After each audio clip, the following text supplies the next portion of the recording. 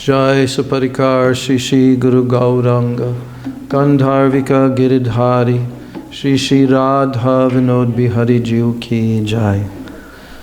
Jai Nityalila Pravishtom Vishnupad Paramahansa Asto Tarasata Shri Shila A.C. Bhaktivedanta Swami Maharaj Srila Prabhupada Ki Jai. Nityalila Pravishta Om Vishnupad Paramahansa Asto Tarasata Shri Shila Bhaktivedanta Narayan Goswami Maharaj Ki Jai. Nityalila Pravishta Om Vishnupad Paramahansa Asto Tarasata Shri Shila Bhakti Rakshak Sridhar Goswami Maharaj Ki Jai. Nityalila Pravishta Om Vishnupad Paramahansa Asto Tarasata Shri Shila Bhakti Pragyan Bhakti Rakshak Sridhar Goswami Maharaj Ki Jai. Nityalila Pravishta Om Vishnupad Paramahansa Asto Tarasata Shri Shila Bhakti Pragyan Keshava Goswami Maharaj Ki Jai. Nityalila Pravishta Om Vishnupad Paramahansa Asto Tarasata Shri Shila Bhakti Pragyan Keshava Goswami Maharaj Ki Jai. Nityalila Pravishta Om Vishnupad Paramahansa Asto Tarasata Shri Shila Bhakti Siddhanta Saraswati Goswami Thakur Srila Prabhupada Ki Jai. Jai Mahabhagavat Srila Gorakishora Das Goswami Maharaj Ki Jai. Shri Srila Sachidananda Bhakti Vinod Thakur Ki Jai. Vaishnav Sarvabhaum Shri Jagannath Das Babaji Maharaj Ki Jai. Jai Shri Gauriya Vedanta Charya Baladev Vidyabhusan Prabhu Ki Jai.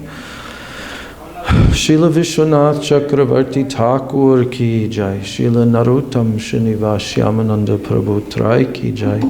Srila Krishna Das Kaviraj Goswami Prabhu Ki Jai.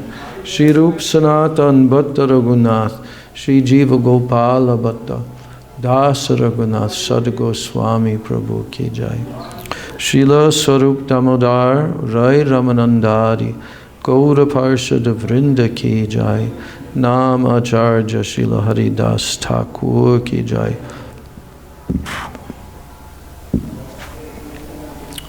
Prem se kaho Sri Krishna Chaitanya Prabhu Nityananda Shri Advaita Gadadhar Shivasadi Gaura Bhakta Vrinda Ki Jai. Jai Shri Antaradvip Mayapur Simanta Dvip, Godram Dvip, Madhya Dvip, Kola Dvip, Ritu Dvip, Janu Dvip, Moda Druma Dvip, Ruda Dvip Atmaka, Shri Shri Navadvip Dhamma Ki Jai. Jai Shri Shri Radha Krishna Gopa Gopi Go Govardhan Dvadashavanatmaka Shri Braj Mandala Dhama Ki Jai. Shyama Kunda Radha Kunda Yamuna Ganga Tulsi Bhakti Devi Ki Jai. Jai Shri Shri Radha Govinda Radha Gopinath Radha Madan Mohan Jiu Ki Jai. Jai Shri Shri Radha Gokulananda Radha Shyama Sundar Radha Raman Radha Damodar Jiu Ki Jai. Shrimati Lalita Vishaka Adi Ashtasaki Vrinda Ki Jai. Shri Rupa Manjari Rati Manjari Adi Manjari Vrinda Ki Jai. Shrimati Brinda Devi Ki Jai. Shrimati Purnamasi Yogamaya Devi Ki Jai. Shri Gopishwar Mahadev Ki Jai. Sarva Bhishta Pradata Giriraj Govardhana Ki Jai. Grantra Shrimad Bhagavatam Ki Jai. Jai Shri Jagannath Baladev Subhadra Sudarshan Chakra Jiu Ki Jai. Bhakti Vigna Vinashana Srina Shringa Dev Ki Jai. Bhakta Pravara Shri Prahlad Maharaj Ki Jai. Shri Purushottam Kshetra Shri Jagannath Puri Dham Ki Jai. Charo Dham Charo Sampradaya Charo Acharya Ki Jai. Akara Matraj Shri Chaitanya Mat Ki Jai. और अनन्य शाखा मत समूह की जय।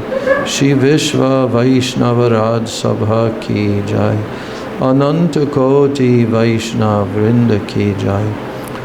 त्रिभुवन पावन हरिनाम संकीर्तन की जय। त्रिभुवन मंगल हरिनाम प्रभु की जय। हरे कृष्णा महामंत्र की जय। सचिनंदन गौर हरि की जय। श्री नित्यानंद महाजन की जय।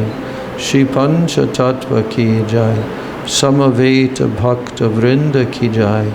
समागत गौर भक्त वृंद की जय। निताय गौर प्रेमानंदे। So there's a big truck,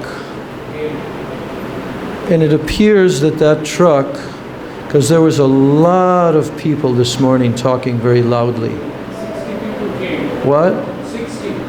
Yeah. And they came from Nainital, Uttar Pradesh. Okay. So they went through where the temples are there, and Vishnu temple. Where are they going?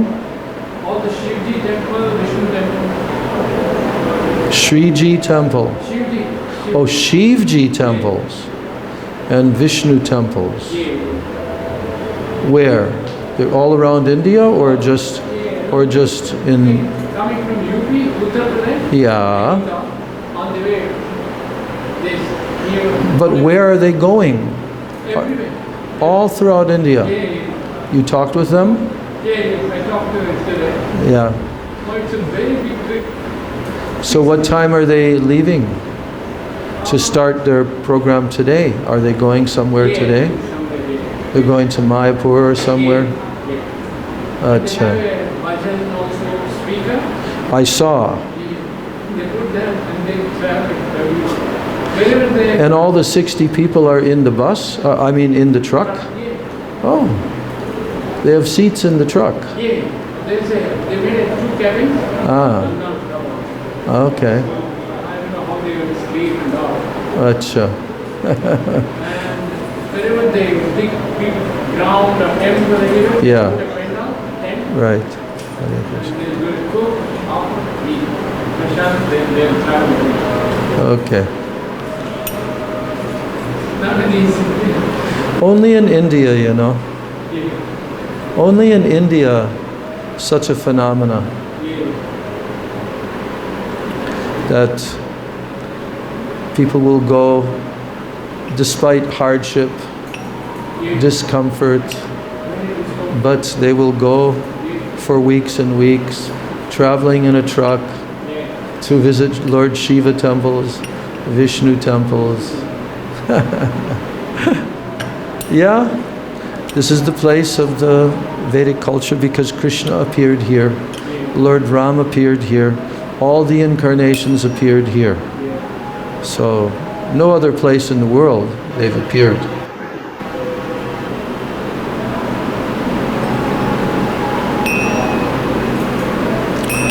Okay. Shri Krishna Chaitanya Prabhu Nityananda Shri Advaita Gadadhar Shivasari Gaur Bhakta Vrinda Shri Krishna Chaitanya Prabhu Nityananda Shri Advaita Gadadhar Shivasari Gaur Bhakta Vrinda. Bolo Shri Krishna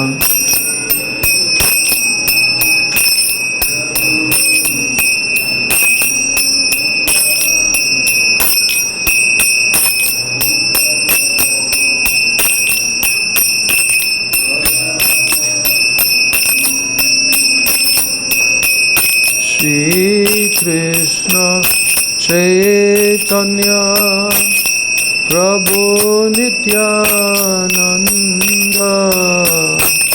Shri Advaita Gadadhar Shivasari Gaur Bhakta Vrinda.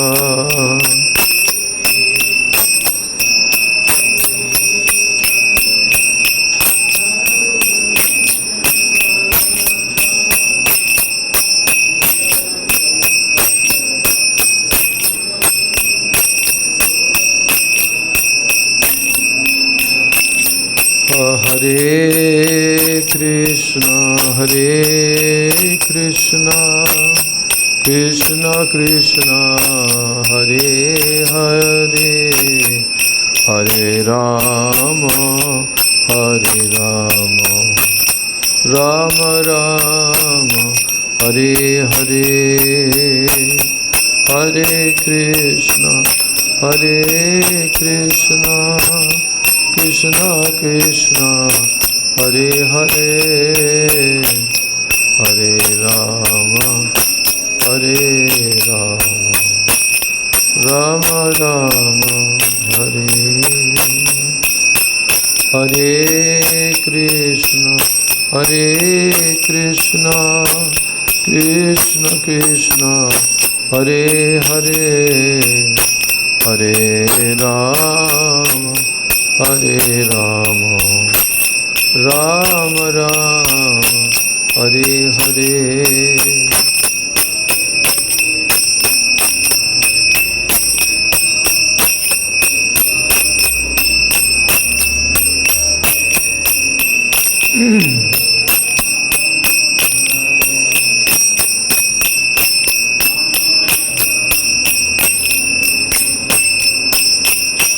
Hare Krishna, Krishna Krishna, Hare Hare, Hare Rama, Rama Rama, Hare Hare.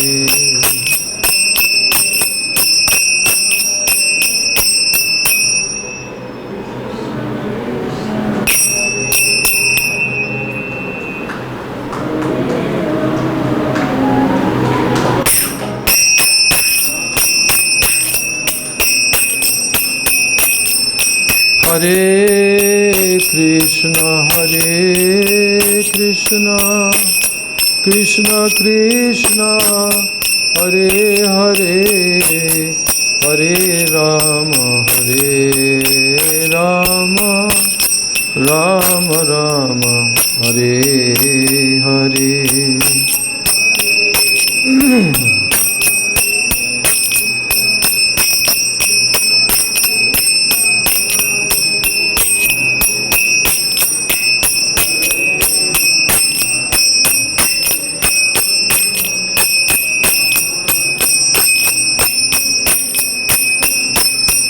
Radhe Radhe Govinda, Govinda, Radhe Radhe Radhe, Govinda, Govinda, Radhe.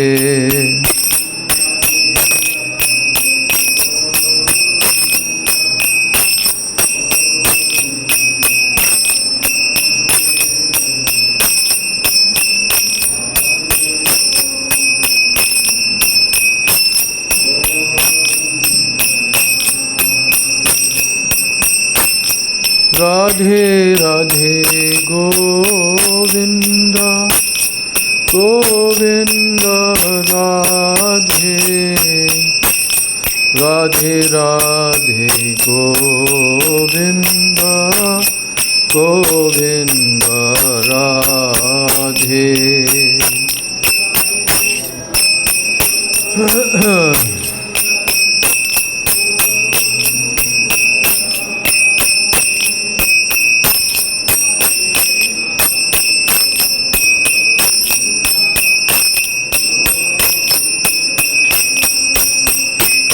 Hare Krishna, Krishna Krishna, Hare Hare, Hare Rama, Rama Rama Hare Hare.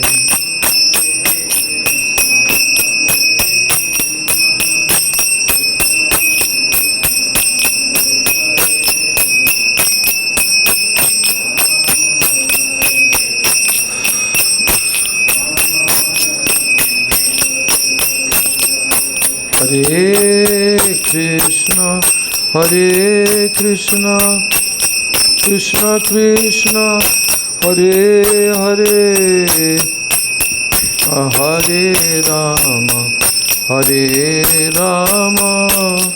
Rama Rama, Hare Hare.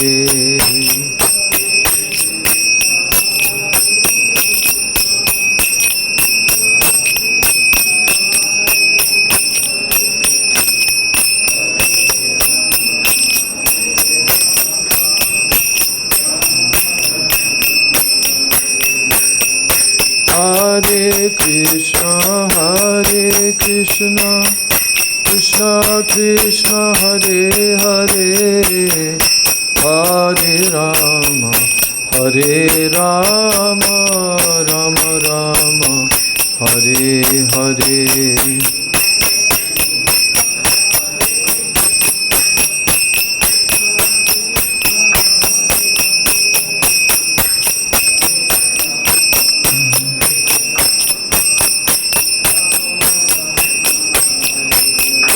Hari Bol, Hari Bol, Hari Bol, Hari Bol.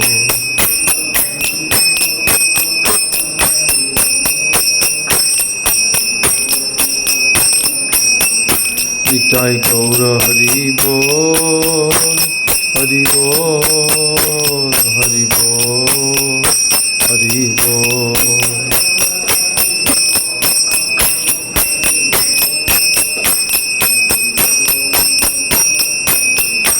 Jaya Jaya Gurudev, Gurudev, Gurudev, Gurudev.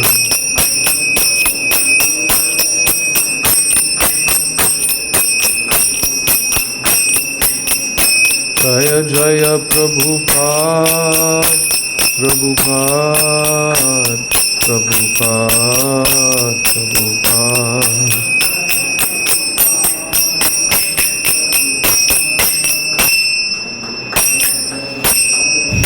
Jai Nitai Gaura Premanande, Hari Hari Bol.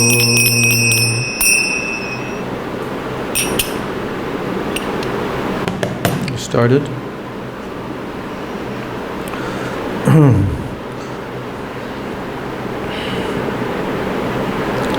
Om Ajnanatimirandasya Jnananjana Shalakaya Chakshurunmilitam Yena Tasmai Shri Gurave Namaha.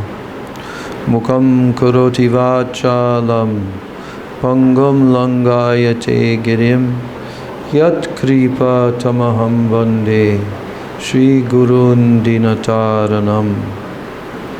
Vancha Kalpa Tarubhyascha Kripa Sindhubhya Evacha Patitanam Pavanebhyo Vaishnavebhyo Namo Namaha. Namo Mahabhadanaya Krishna Prema Pradayate Krishnaya Krishna Chaitanya Namane Gauratvishe Namaha. Nityanandam Namastubhyam Premananda Pradayane Kalo Kalamashanashaya Janava Pataye Namaha. Panchatattvatmakam Krishnam Bhakta Rupa Swarupakam Bhaktavataram Bhaktakyam Namami Bhakta Shaktikam. He Krishna Karuna Sindho Dina Bandho Jagatpate Gopesha Gopika Kanta Radha Kanta Namostute. Tapta Kanchana Gaurangi Radhe Vrindavaneshwari Vrishabhanu Sute Devi Pranamami Hari Priye Bhaktya Vihina Aparadha Lakshay Kshiptascha Kamadi Taranga Madhye Kripa Maitvam Sharanam Prapanna Vrinde Namaste Charanaravindo Brindai Tulsi Debai Priyai Keshavasya Cha Krishna Bhakti Prade Devi Satyavachai Namo Namaha Shri Krishna Chaitanya Prabhu Nityananda Shri Advaita Gadadhar Shivasadi Gaur Bhaktavrind Hare Krishna Krishna Krishna Hare Hare Hare Rama Rama Rama Hare Hare. Everyone, Hare Krishna Krishna Krishna Hare Hare Hare Rama Rama Rama Hare Hare. I am offering my unlimited Dandavat Pranams and my Shraddha Pushpanjali at the lotus feet of my most worshipable, beloved Gurudev, Nitya Leela Pravishta Om Vishnu Pad Paramahansa Asto Tarasata Sri Srila A.C. Bhaktivedanta Swami Maharaj Srila Prabhupada. I am then offering my same unlimited Dandavat Pranams and my Shraddha Pushpanjali at the lotus feet of my most worshipable, beloved Siksha Gurudevs, Nityalila Pravishta Om Vishnu Pad Paramahansa Ashto Tarasata Sri Srila Bhakti Rakshak Sridhar Goswami Maharaj and Nityalila Pravishta Om Vishnu Pad Paramahansa Ashto Tarasata Sri Srila Bhakti Vedanta Narayan Goswami Maharaj. I offer my Dandavat Pranams to the lotus feet of all of my Rupanuga Guru Varga and to my Siksha Guru Varga, and my Dandavat Pranams to all the Vaishnavas and to all the Vaishnavis.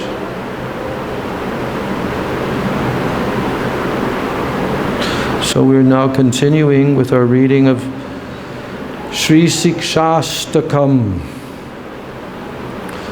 spoken by the lotus mouth of Sri Krishna Chaitanya Mahaprabhu for the benediction of all the jivas. We have covered the first 3 verses with the explanation of Srila Bhakti Rakshak Sridhar Goswami Maharaj. Now we're going to cover the 4th shloka of Sikshastakam. And the title of this chapter, in which he illuminates the meaning of this 4th verse, the title is given Unalloyed Devotion. What is the meaning of unalloyed?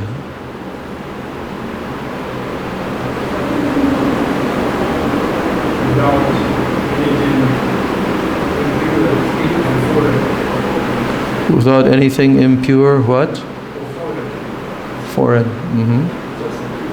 Unalloyed. Where does that word come from? It comes from the industry in which they manufacture steel. The steel industry. And I don't know if you know anything about how they make steel. Steel is very shiny, very hard. There's also stainless steel. We all use that every day, stainless steel. But real steel has many different gradations. You know that? Many gradations. And it depends on to what extent that steel industry, that steel making company, to what extent they have removed what are called alloys. Alloy. An alloy, now where do they make the steel from? Every single country in the world has steel manufacturing, almost. How do they get that steel? That's the end product, is the steel. What do they start with?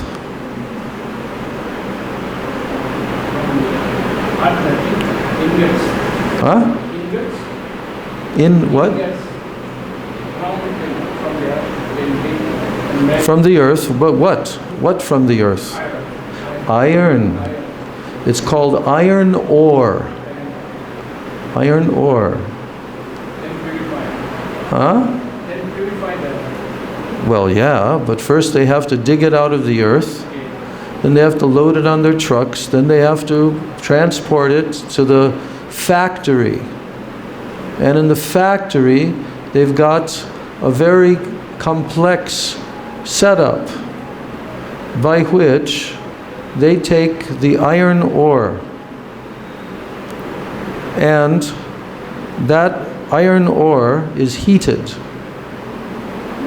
I don't know all the steps that they take, but if we looked it up, we could easily find out. So that iron ore is heated, and then it's gradually it's turned into very hard iron. Many of the other things besides iron ore, they've been almost removed at that point. And now you've got this substance of hard iron. Okay? And iron is also used for manufacturing, you know. But now, even in the olden days, before they had big factories,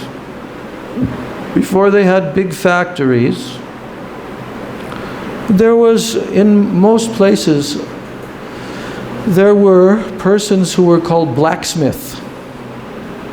Do you know what a blacksmith is? In Russia, I don't know what you called them. Blacksmith. They had a blacksmith shop in any place, any village, cities, many shops. And that blacksmith had a specific task. He had the task of turning that iron into what? Huh? Different shapes. No, first he has to turn it into what? Well, that's true. He could also make things from iron, like iron pots and so forth. But ultimately, that blacksmith had a process to convert that iron, and it was already shaped in the shape that he wanted it to come out. And we'll use making a sword, you know, like a sword for fighting with. Long blade like this. So they were very talented in those days. They knew how to take that iron that was shaped like a sword, to put it into extremely hot oven so that the fire, the heat would permeate the iron. Every single molecule in the iron would become heated to such an extreme degree that the iron would turn red hot. Iron is usually blackish color, dark. But by heating it, then the iron would turn very red, bright red. Then what would he do with that bright red iron, piece of iron shaped like a sword? Do you know what he did next? He had a hammer. a very heavy hammer, and he would beat that iron, that red hot iron, and sparks would fly out of it. And he would keep beating it and beating it and beating it, then heating it some more, then beating it and beating it, then heating it some more, then beating and beating and beating and beating. And this process went on. I don't know how long it takes them from start to finish, but guess what happens? This beautiful, shining silver color, it comes. Shining silver. By beating that iron ore, removing all the what? Alloys. All the other types of metals and everything else, impurities. And now they had a shining, beautiful silver-colored sword. And then they would cool it. And then after cooling it, they would sharpen that sword. Then in the old days, then they would make a handle for the sword, and they would make it very ornate, sometimes with jewelry and so forth. So in the Vedic culture, every single Kshatriya had their sword. And it was very opulent. So what is the sword used for? Killing. Not just fighting. Oh no, this is not a sport. Killing. That's what the sword is for. It's for slicing off heads, arms, legs, and so forth. That's what the sword is for. And in the battlefield of Kurukshetra, or in the Krishna book, when Jarasandha was trying to attack Mathura, 18 times? There were millions of soldiers slaughtered and killed by Krishna and Balaram and their army. And there was a river of blood with heads floating, arms and legs like this. Very ghastly. But guess what? Everybody that was killed, they're all liberated. Because when Krishna slices off your head and ends your life, you leave that body behind and you go into a spiritual situation. Yes?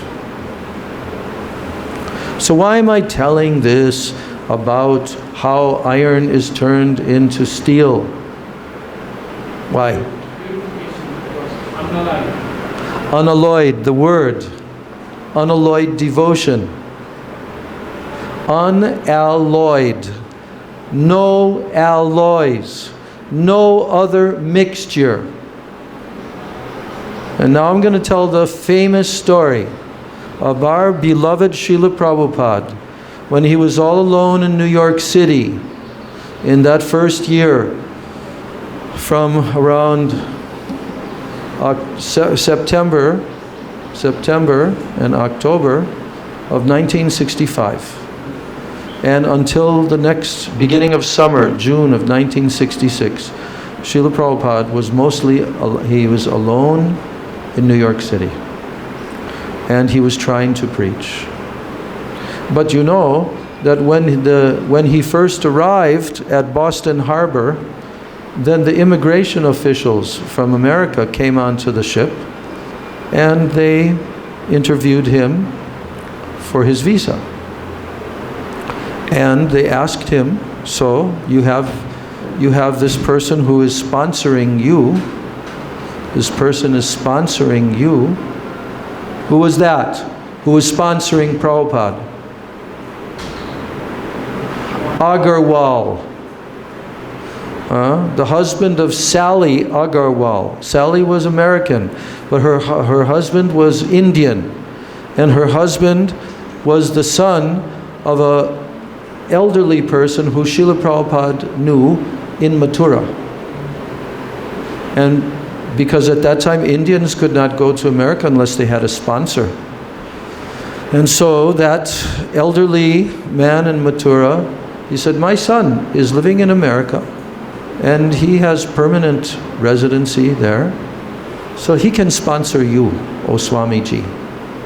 So then Prabhupada contacted, and they sponsored Prabhupada so that Prabhupada was able to get his American visa.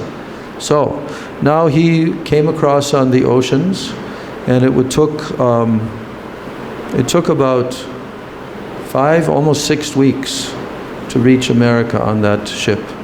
And we know that Srila Prabhupada suffered very much from seasickness and from heart attacks. What? Cargo ship. Can't hear you. Cargo ship. Cargo ship. Yeah?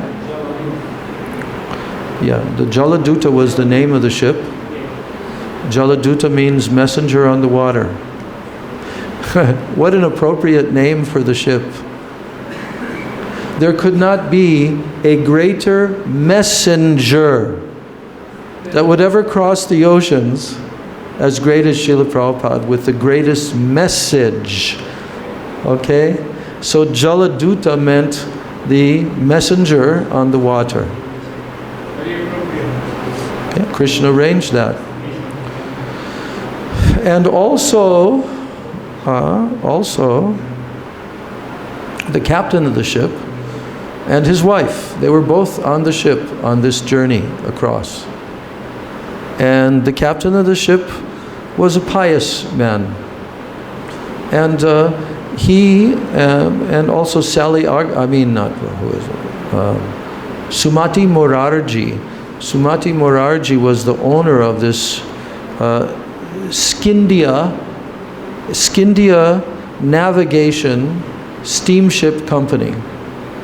Steamship Company. He's the Prime Minister. Huh? The husband is Prime Minister of India. That time. Yeah. Yeah. So when Prabhupada was at the Boston Harbor, that was the first stop in America for 24 hours. Then after that, the ship again went to New York Harbor, and that's where he entered America. But before that, in Boston, the immigration authorities came on the boat. And they asked him, so, how long do you plan to stay in America? And Srila Prabhupada explained, he said,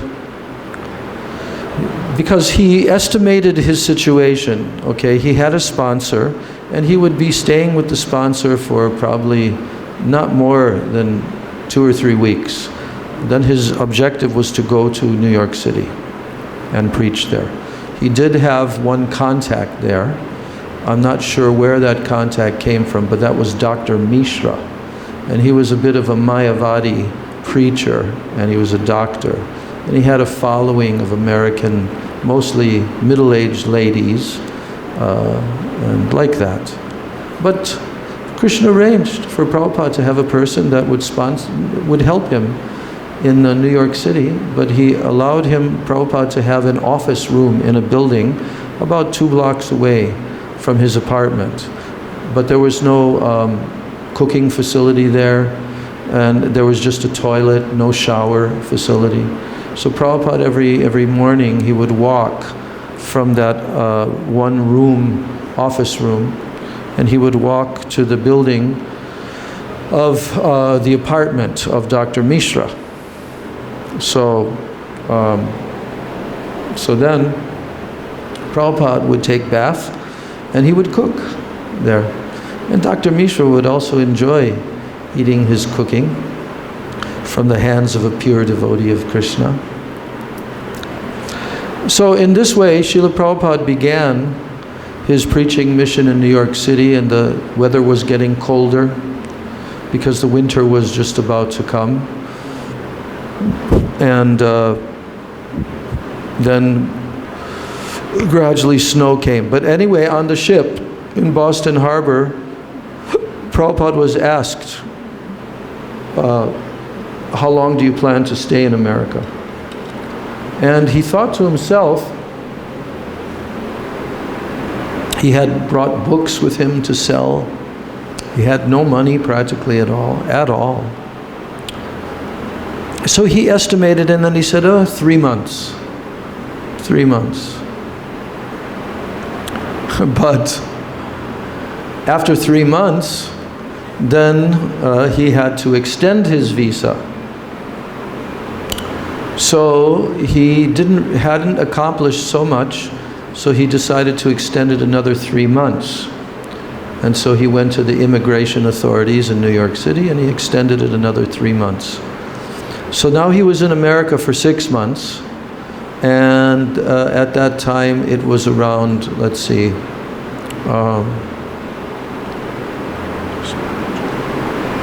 it was like end of March, still cold, heavy weather, sometimes even snow. And then at that time, Srila Prabhupada, sometimes he would walk to the docks in New York City, where the ships would come in. And they had the schedule of which ships are coming on which days, which ships are leaving, where are they going. And Prabhupada looked at the schedule of the Scindia Navigation Company and he saw when the next ship was coming. And so Prabhupada was contemplating. He was thinking, now I've already been here for 6 months. Should I extend or not for another 3 months? And you know what happened?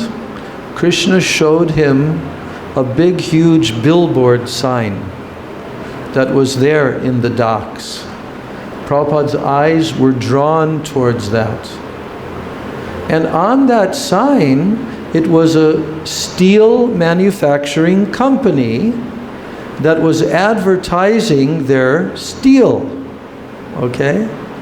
And on that sign it said, unalloyed steel. You ever heard this story before? No. So Prabhupada saw the words unalloyed steel in big, huge letters. He understood, okay, Krishna, yes, unalloyed, completely devoid of any other desire than to carry out the mission of his spiritual master, Srila Bhaktisiddhanta Saraswati Thakur. So Prabhupada extended his visa again. Now, maybe some of the details, it could have even been the third, like he was already there 9 months, and then it was he had to extend again. So, but at any rate, after that, now things started to gradually happen, but everything was very slow, almost for that whole year.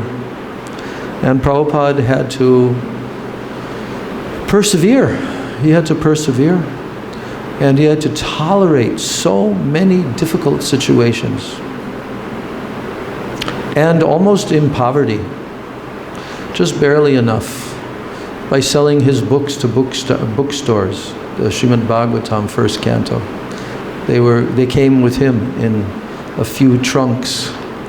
And then later on, Srila Gurudev, Srila Narayan Maharaj sent more.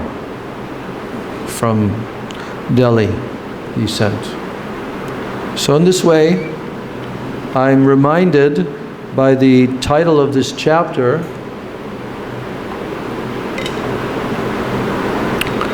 Unalloyed Devotion. So, this fourth verse of Sri Chaitanya Mahaprabhu Sikshastakam, this is the expression and the stage of development of unalloyed devotion. You know what unalloyed devotion is called in Sanskrit? Yes, ahoituki bhakti. Ahoituki bhakti. What does ahoituki mean? It comes from the word hetu. Hetu means what? Cause. And ahetu, ahoituki, means without cause. There is no other cause for the devotion other than what? Anukulyena Krishna Anushilanam, for Krishna's benefit. And to fully sacrifice and surrender to Sri Guru, as Prabhupada is the ultimate, one of the ultimate. I mean, all of our great acharyas, the Mahabhagavats, they're all surrendered, but Prabhupada had a specific mission, and his degree of sacrifice and surrender and praying and begging for Bhaktisiddhanta Saraswati Thakur, mercy of Rupa Goswami, mercy of Jiva Goswami, and all. So, I'm reading that fourth shloka. I'm reading that fourth shloka.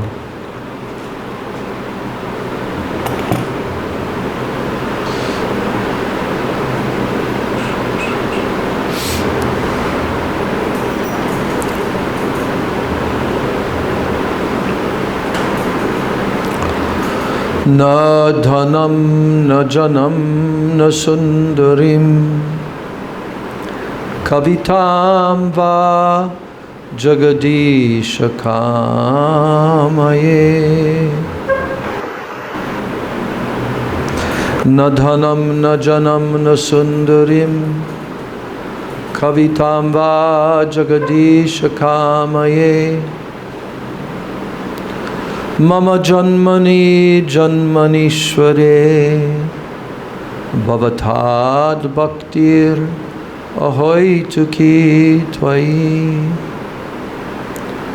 Na dhanam, na janam, na sundarim, kavitam va jagadisha kamaye. Mama janmani janmanishvare bhavatad bhaktir ahoituki tvai. Na dhanam, na janam, na sundarim, kavitam va jagadisha kamaye. Mama janmani janmanishvare bhavatad bhaktir ahoituki tvai. O Lord, I have no desires to accumulate wealth, nor do I desire to have any followers, nor do I desire to enjoy beautiful women, and even mukti, freedom from the cycle of birth and death, liberation, salvation, even that, I have no desire for that. My only prayer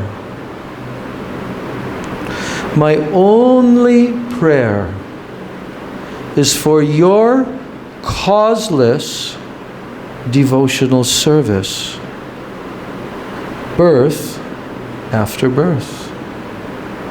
My only prayer is for your causeless devotional service, birth after birth.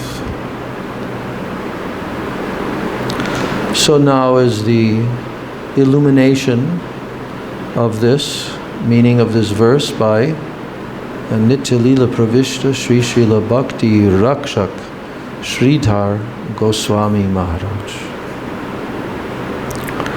Now he's telling us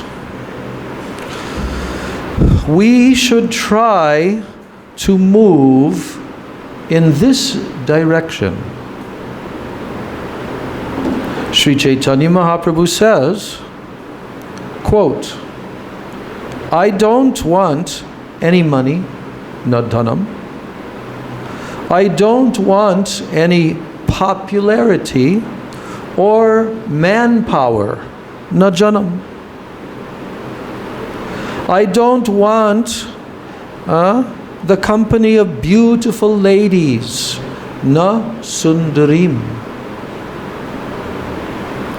I don't want a good name or the fame of a poet, kavitam va.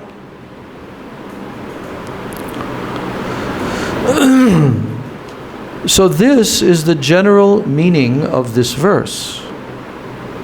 General meaning. But it has been deeply dealt with in the commentaries of Srila Bhaktisiddhanta Saraswati and Srila Bhaktivinoda Thakur. And our Guru Maharaj, he has commented that in this verse,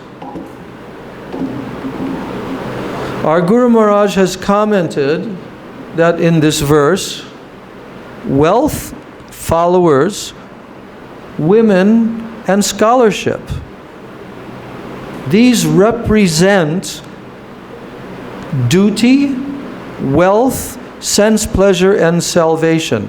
What's that called in Sanskrit? 4 things. The Chatur Varga, the 4 pathways of human achievement. Yes, Dharma, Artha, Kam, Moksha. So he's saying here that Srila Bhaktisiddhanta Saraswati Thakur has said that this Dhanam, Janam, Sundari, Kavitam, all of this, they represent Dharma, Artha, Kam, and Moksha. Now Bhaktivinoda Thakur has explained that in this context, the word wealth, in this context, Bhaktivinoda Thakur has explained that the word wealth, it means the wealth which comes from following one's prescribed duties. That word dhanam, wealth.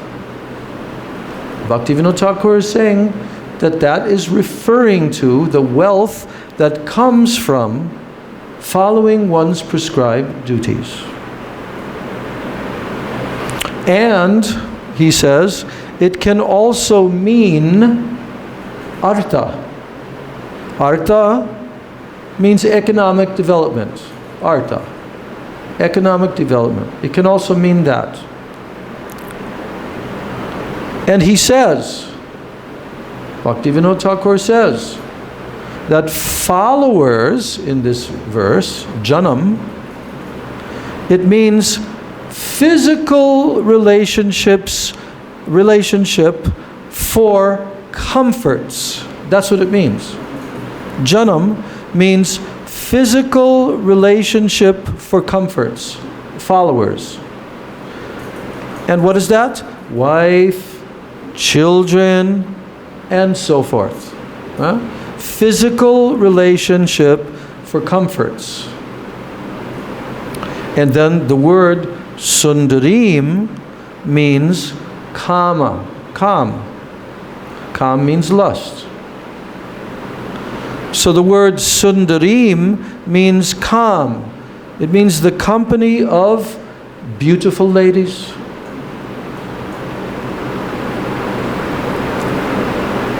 So dharma, artha, kam. So now the word kavitam, poetry, because kavi is a poet. Kavitam means the poetry. So kavitam, what does that represent? Moksha, liberation. We don't think of it in that way. But this is the commentary and the insights of our exalted acharyas. So, kavitam, poetry, represents moksha, liberation. So liberation apparently has a high value. Liberation has a very high value. But really, like poetry, it is only flowery words. Liberation is imaginary. Because, why? Because the ultimate result of liberation is that one's existence vanishes. One's existence vanishes. That's the ultimate result of liberation. So, huh? No happiness, no distance. Yeah, but not even your own existence, your awareness of who you are. No. So it's really not very valuable thing. Yes. Apparently, he says, liberation has a very high value. So many Mayavadis and others, they want liberation. But really, like poetry, it's just flowery words. And then liberation is imaginary. Why? Because the ultimate result of liberation is that one's existence vanishes. So now, he's telling that Sri Chaitanya Mahaprabhu says, quote, O Lord of the universe, I only pray for spontaneous devotion to you without motive for any reward. This is my only prayer, O Lord of the universe. I only pray for spontaneous devotion to you without motive for any reward. Not that I'm trying to get something. I want a natural serving attitude. Natural serving attitude. So, the word prem, it means affection, love. Prem means affection, love. And prem means I shall serve you. And in remuneration, you must give me more of a tendency to serve you. That's my remuneration. More energy and more hankering to serve you. My affection for you will be enhanced. Yes, my affection for you, my Lord, will be enhanced. And the interest, it will become capital. Just as in the money lending business. So what is that telling? When you go to take a loan, right? You take a loan from any loan giver, whether it's a bank or a personal loan, whatever. You take a loan. And the person who gives you the loan, then he charges interest to you. Capital gain. Capital gain, yes. So that he can make more money off of you. So, Mahaprabhu, Srila Sridhar Maharaj is telling that Mahaprabhu is likening this kind of an exchange. He's saying, my affection for you, it will be enhanced. And the interest, it will become capital. Just as in the money lending business. So in this way, a devotee prays to Krishna, "O Krishna, I am serving you. And if you want to pay me something, then give me more capital to increase my serving tendency so it may be more enhanced." That's all. And then he continues. The devotee is praying to Krishna that wherever I am born, according to my karma, I aspire only for your service, my Lord. And I pray for unmotivated service and not for anything else in return. Only unmotivated service. So, the general temptation to be tempted. The general temptation that surrounds us on four sides is of four classes. These four sides, there is temptation surrounding us on four sides. And what are they? Four different classes: money, followers, women, and liberation. And that means dharma, artha, kam, and moksha.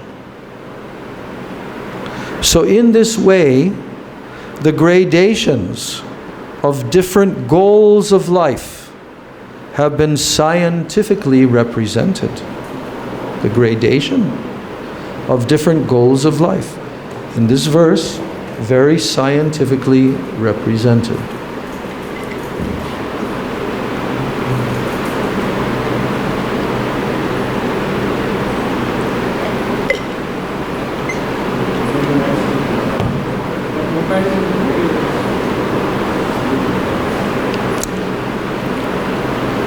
But Sri Chaitanya Mahaprabhu says, quote, "I have no attraction, O my Lord, for any of these things, but only for you, my Lord, I have attraction, not for any of these things. I don't even aspire after liberation. No. I will not even ask, oh, give me liberation, for by being liberated, I will be able to serve you better. No. That sort of condition must not be placed on divinity. You must not place a condition on the Supreme Personality of Godhead, the Supreme Divinity. You don't place any conditions there.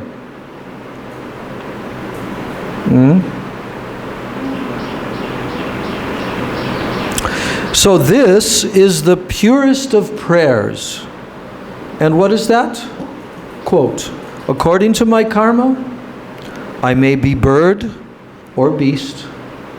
I may be here or there, or even I may be in hell. It does not matter. It does not matter. My whole aspiration is concentrated on one thing alone. I pray that my attraction for you may never be lost.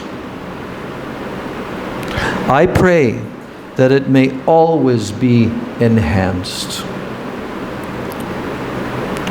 So, bhakti, devotion, it is ahoituki, it is causeless.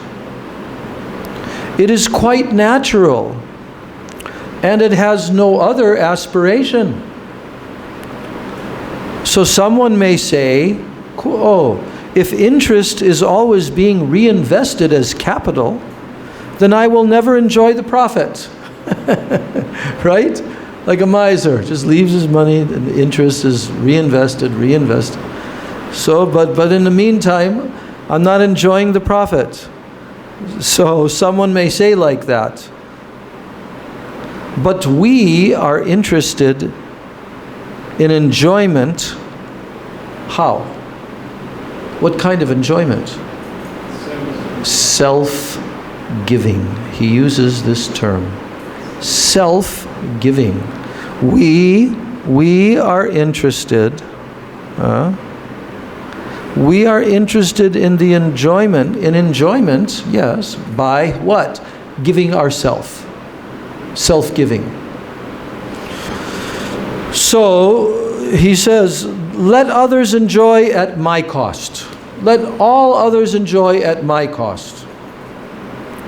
And that is the basis of the highest enjoyment.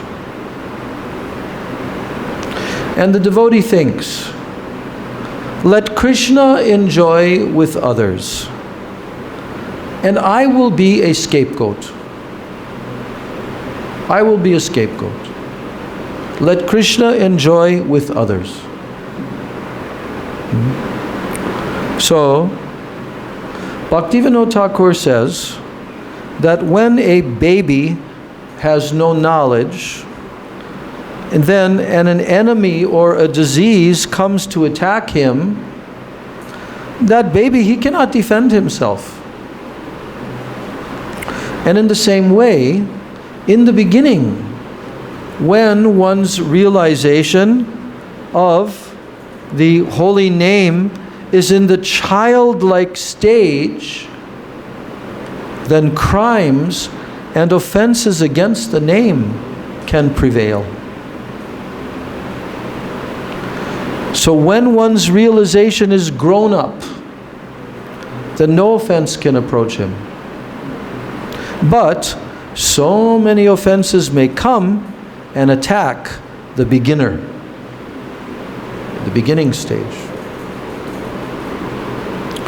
So Bhaktivinoda Thakur says, the holy name is so beautiful, so gracious, so charming.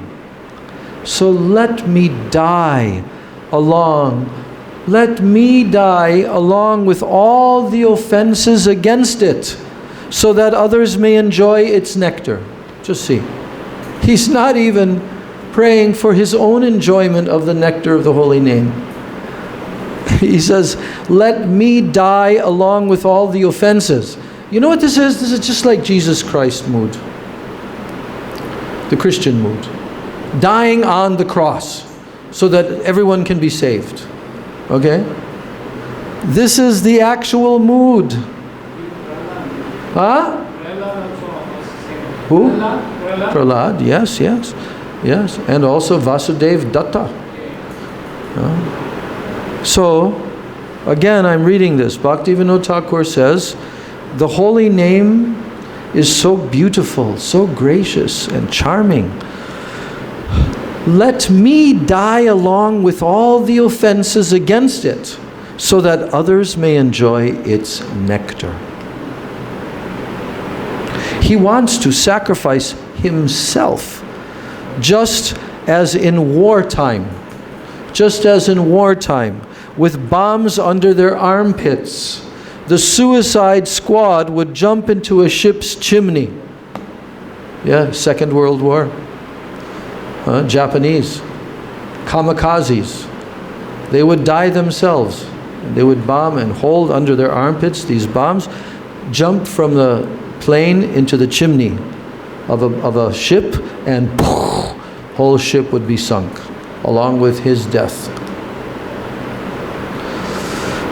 So he's saying the suicide squad, they would jump into a ship's chimney. So the suicide squad began with Japan's campaign against the British. And then when Hitler heard of their fearlessness, then he said, oh, we have something yet to learn from Japan. Their fearlessness.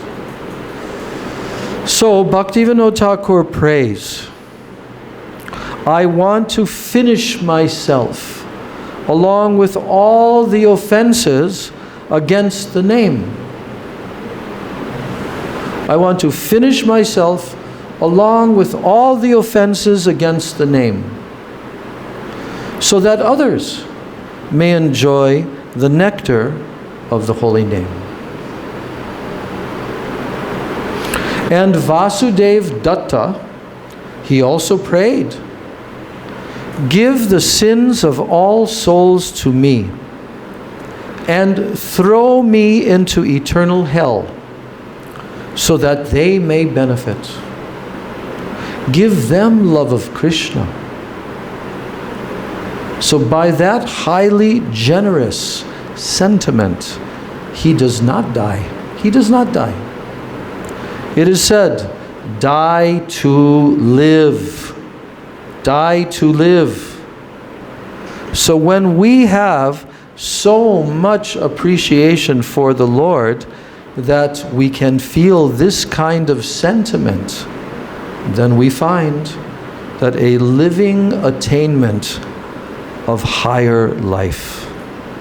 That's what happens. We find a living attainment of higher life through this sentiment. And that is the enjoyment that we want. So, the last verse of Sri Chaitanya Mahaprabhu's Sikshastakam, 8th shlok, it will explain this feeling, this self-sacrificing feeling. Another example of this is found when the great sage Narad, he came to the gopis and he asked them for the dust of their lotus feet for the treatment of Krishna's headache. So here we find what? Self-abnegation to the highest degree. And that is the whole point of devotion. The very life of a devotee, it is based on sacrifice. So as much as there is sacrifice, there is also benefit. As much as there is sacrifice, there is also benefit. And what does sacrifice mean? It means die to live. Die to live. Though this is a favorite saying of mine, Srila Sridhar Maharaj is telling, these are Hegel's words. This was a German philosopher named Hegel. And these are his words, die to live.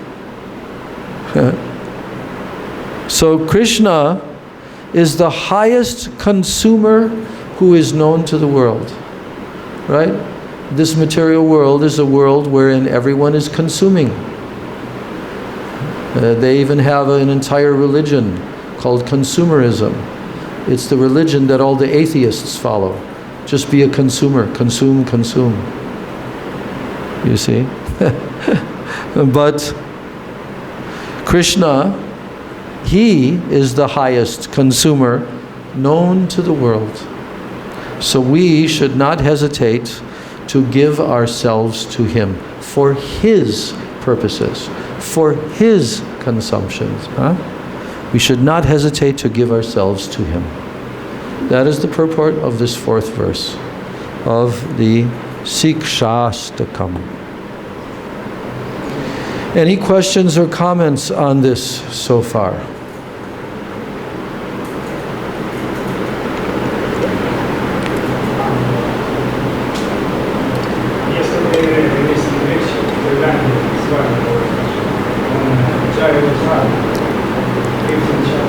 Is he back? Has he returned back? He's back from Puri. Okay? Then there was some sloka from From where? Yeah. There was the Gyani, Karmis, and Yogis. They cannot achieve full liberation. The Gyanis and Karmis what? And yogis? Because that they want what? Cannot achieve full liberation. They cannot achieve full liberation, okay? Yes. Because it said the jiva is still atomic, and without Krishna's help it cannot establish itself. The jiva is atomic? Yeah, atomic compared to diving energy. Compared to what energies? Energies of diving world, the transcendental world. Oh, yes, okay. And so establish itself there, it must have some help of Krishna. So while Jiva is enlightened, without Krishna help, it cannot stay there because it's not so strong to fight. Okay. So Bhakti has a chance. But Bhakti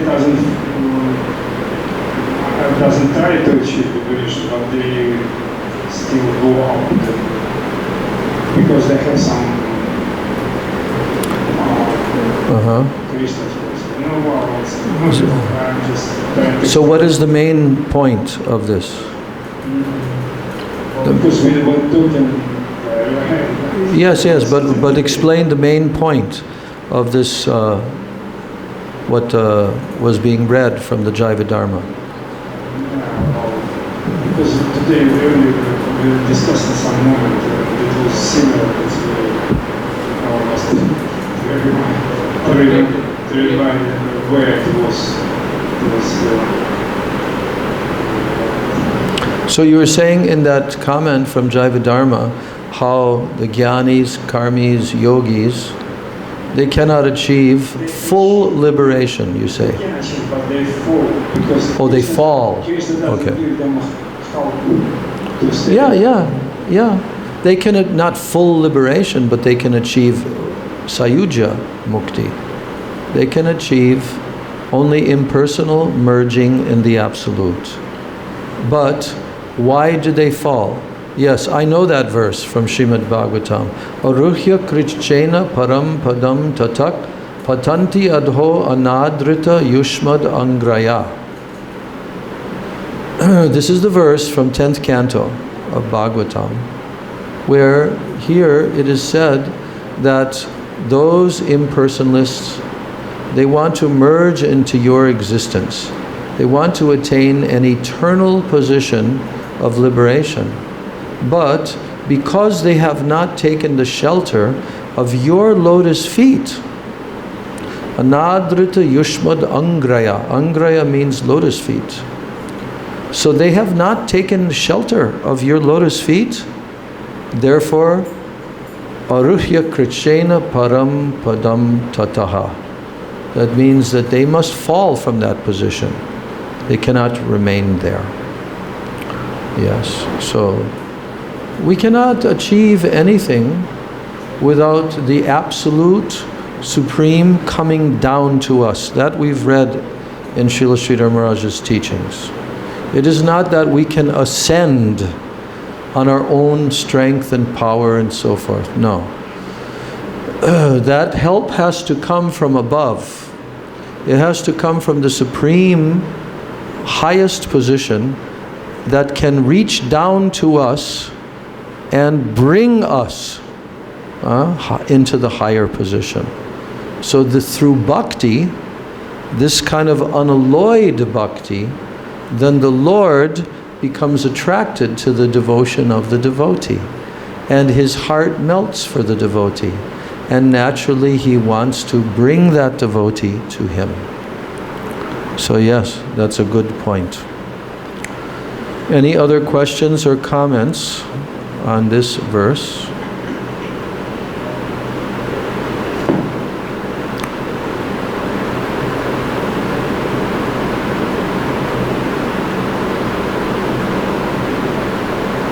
So I'm going to read a little bit more of what we're going to read in our next class. In our next class, we're going to read the 5th shloka. The 5th shloka of Sikshastakam. So this 5th shloka, and the commentary on the 5th shloka, it has a title for this chapter. And the title is The King of the Land of Love. The King of the Land of Love. So here, Chaitanya Mahaprabhu is praying, Ainanda Tanuja Kinkaram, Ainanda Tanuja Kinkaram, Patitamam Vishame Bhavam Buddho, Kripaya Tavapada Pankaja, Stita dhuli sadrisham vichintaya, Ainanda tanuja kinkaram, patitam vishame bhavam buddho, kripaya tavapada pankaja, stita dhuli sadrisham vichintaya. O son of Nanda Maharaj, I am your eternal servant. Yet, because of my own karma, I have fallen into this terrible ocean of birth and death. O son of Nanda Maharaj, I am your eternal servant. Yet, because of my own karma, I have fallen into this terrible ocean of birth and death. So, accept this fallen soul, O son of Nanda Maharaj. Accept me, accept this fallen soul, and consider me to be a particle of dust at your lotus feet. Place me there.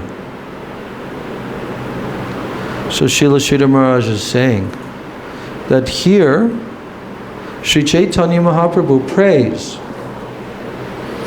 O Lord, please consider me. Please consider me. I want to enter into the realm of your merciful glance. I do not know how to take care of myself, and so I invite your care. O Lord, please consider me. Please consider me. I want to enter into the realm of your merciful glance. I do not know how to take proper care of myself, and so I invite your care. Please accept me and give me entrance. You are my guardian. I want to live under your protection.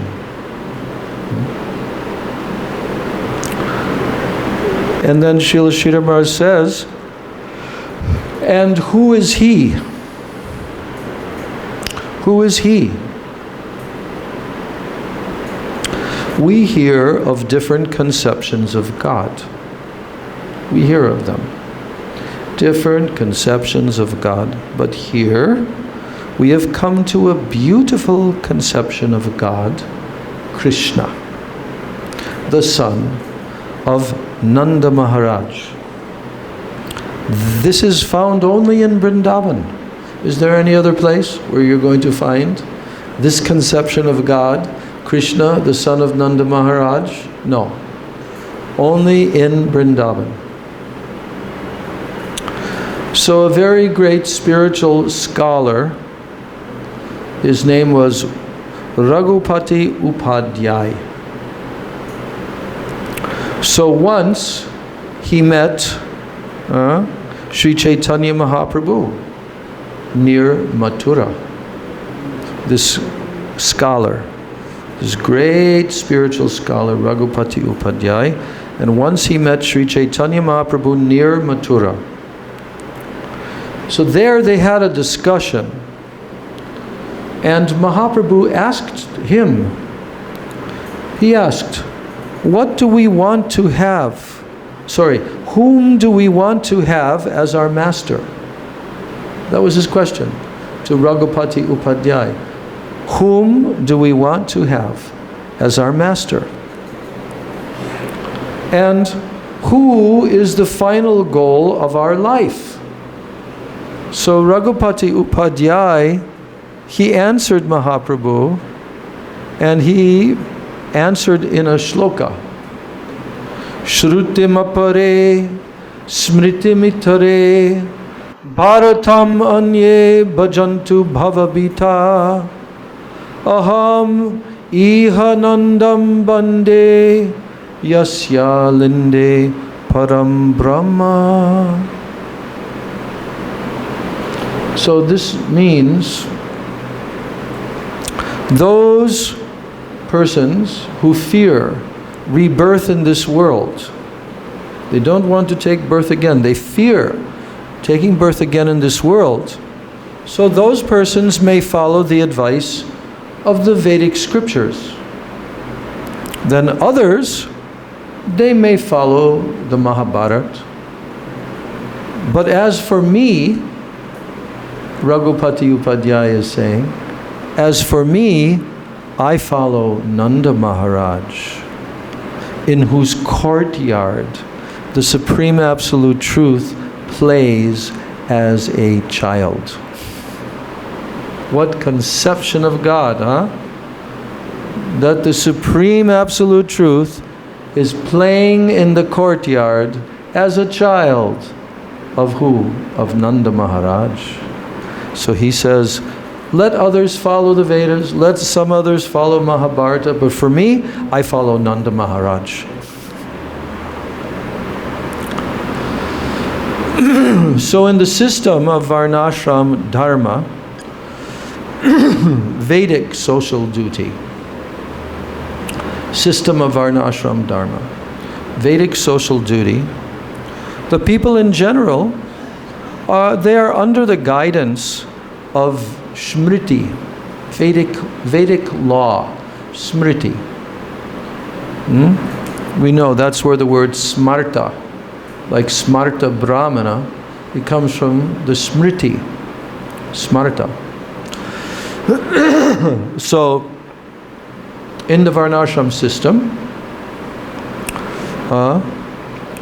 that all the different social duties of the people in general, they are under the guidance of the Smriti of the Vedas, that is Vedic law. So in this way, they are engaged in bodily duties with a color of godliness. Understand? Very interesting way of putting it.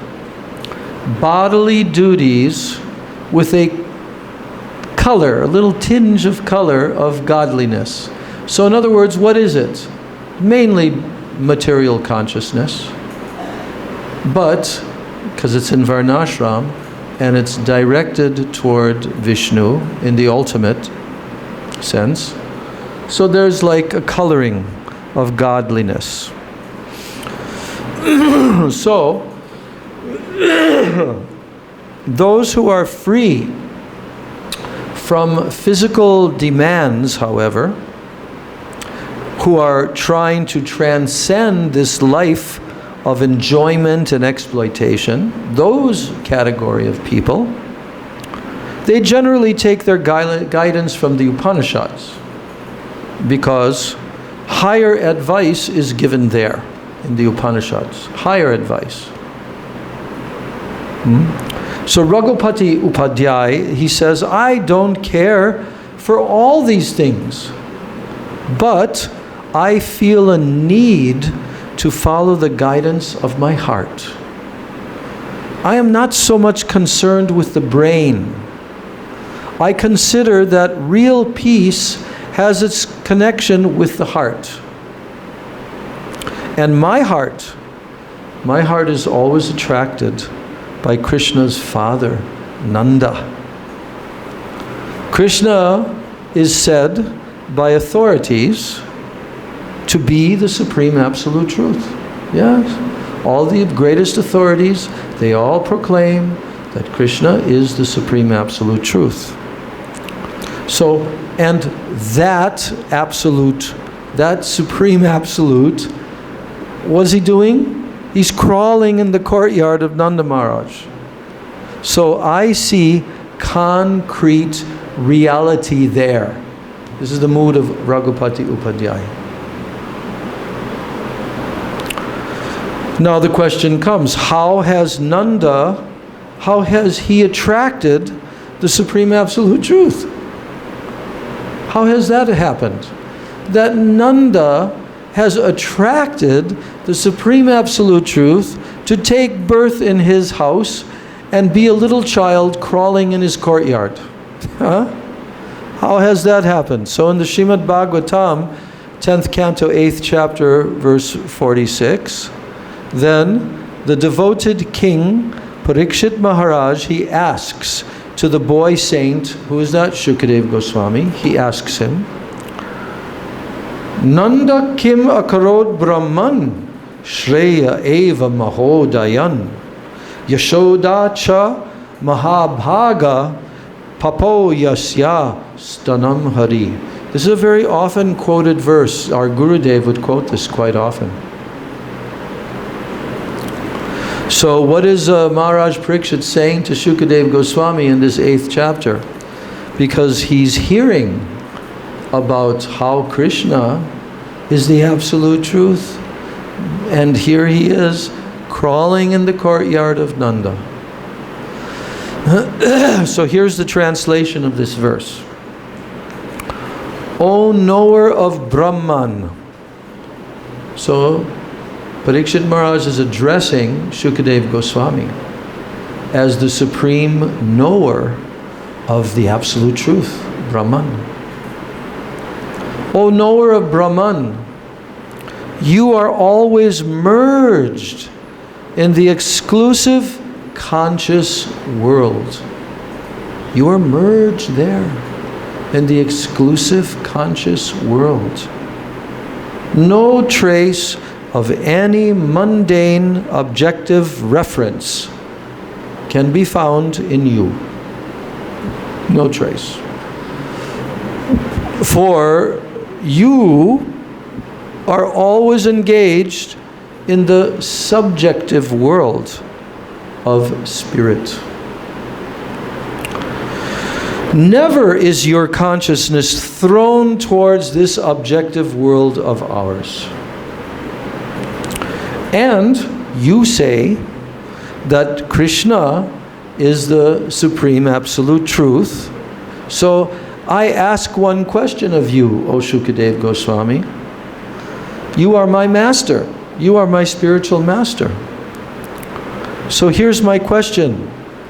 What duty did Nanda discharge, and what sort of realization did Nanda have that the absolute truth is so intimate with them? So the question is, O Shukadev, what duty did Nanda discharge? What sort of realization did Nanda have that the absolute truth is so intimate with them as he appears as Nanda's son and he crawls about in his courtyard? He seems to be under Nanda's clutches. So what is this? Parikshit Maharaj is asking. This is a most wonderful thing. Is it possible?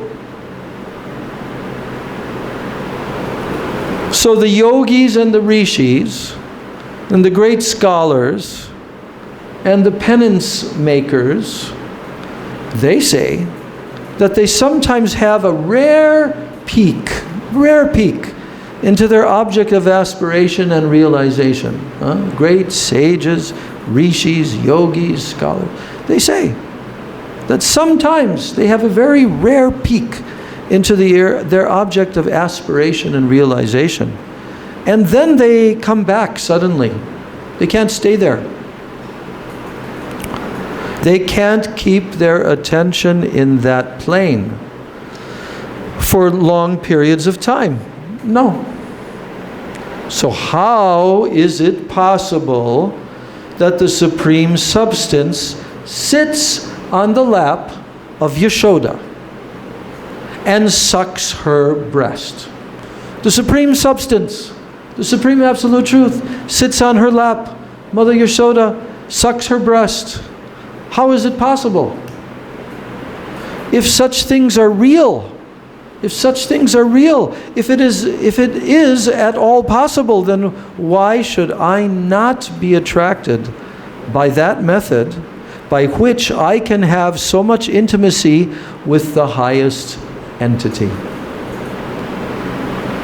So this is the prayer of Raghupati Upadhyay that he told to Chaitanya Mahaprabhu. And Raghupati Upadhyay expresses that similar ego that Parikshit Maharaj is expressing to Shukadev Goswami. And he says, Raghupati Upadhyay says, I don't want to be entangled in the subtle discussions and the analysis of the scriptures. I just want to surrender myself to Nanda and to Nanda's party. I want to enlist my name in the group where Nanda is the master guide. Huh?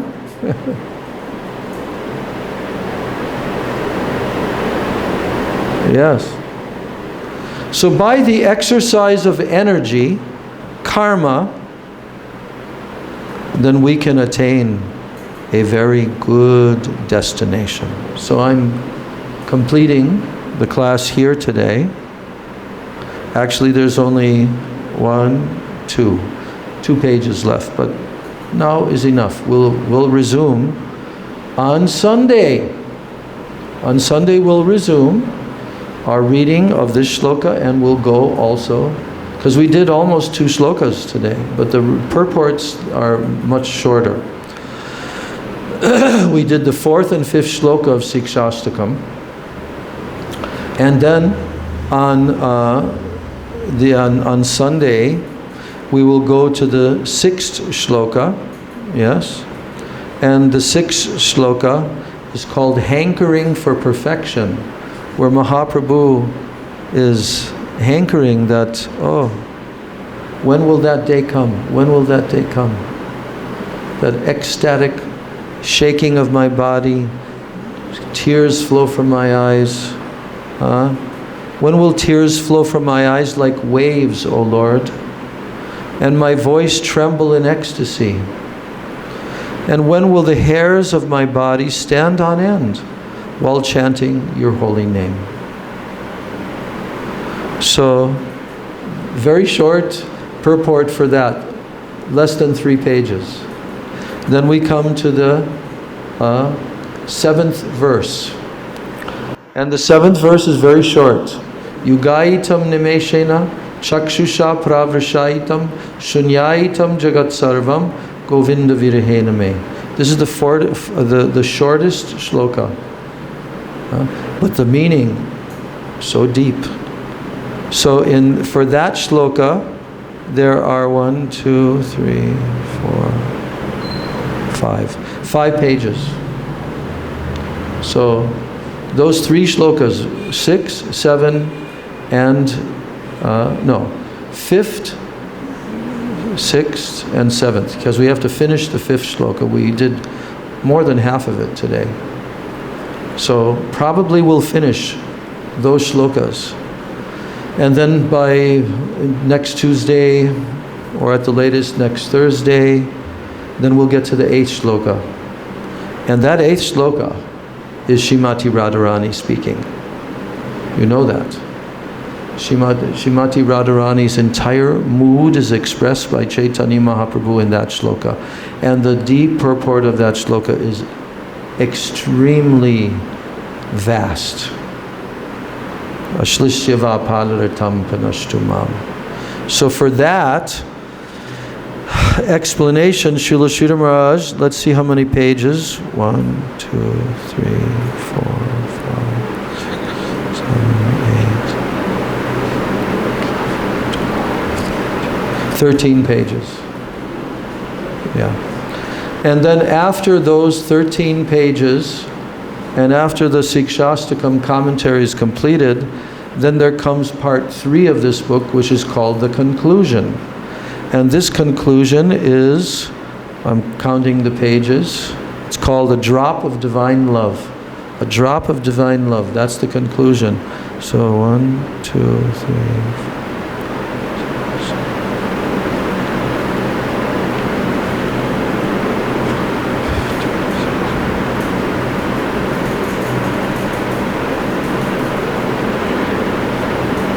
Almost 25 pages. So, in this way, my dear devotees, we are proceeding forward in our study. And we will complete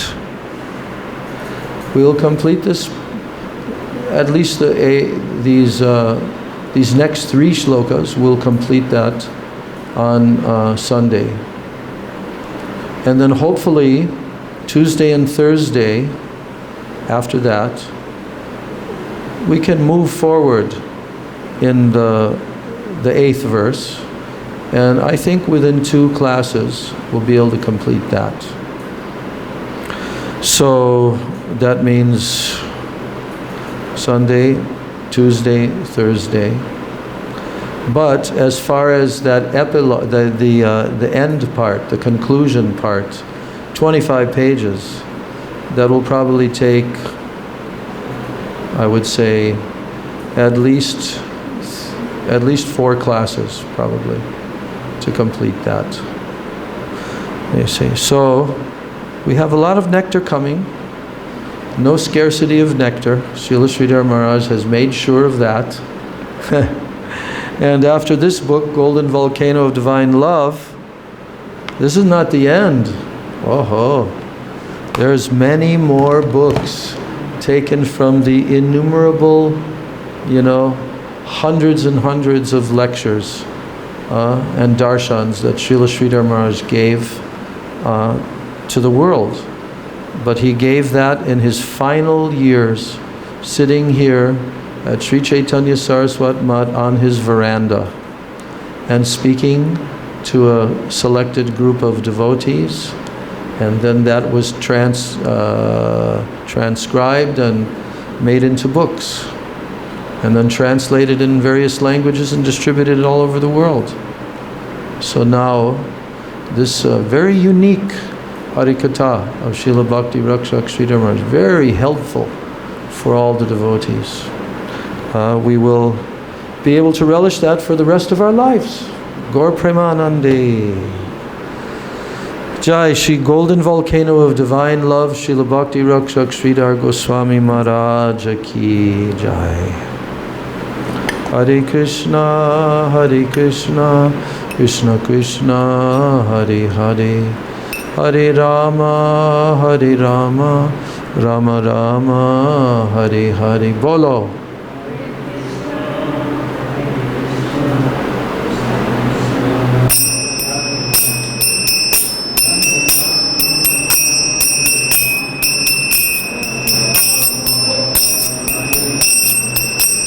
Hare Krishna,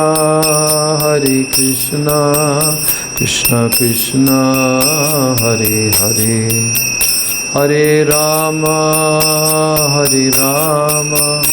Rama Rama, Hare Hare.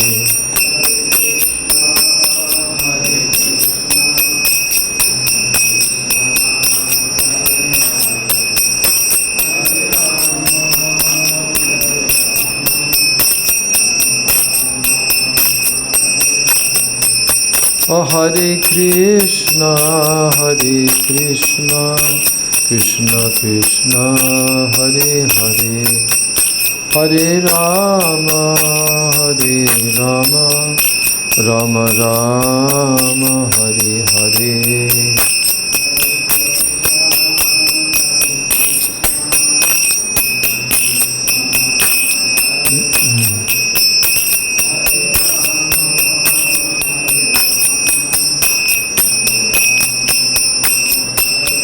Nitai Gaur, Hari Bol, Hari Bol, Hari Bol, Hari Bol, Nitai Gaur, Hari Bol, Hari Bol, Hari Bol, Hari Bol, Nitai Gaur, Hari Bol, Hari Bol, Hari Bol, Gaur, Hari Bol, Nitai Gaur. Hari Bol, Hari Bol, Hari Bol, Nitai Gaur, Premanande, Hari Hari Bol.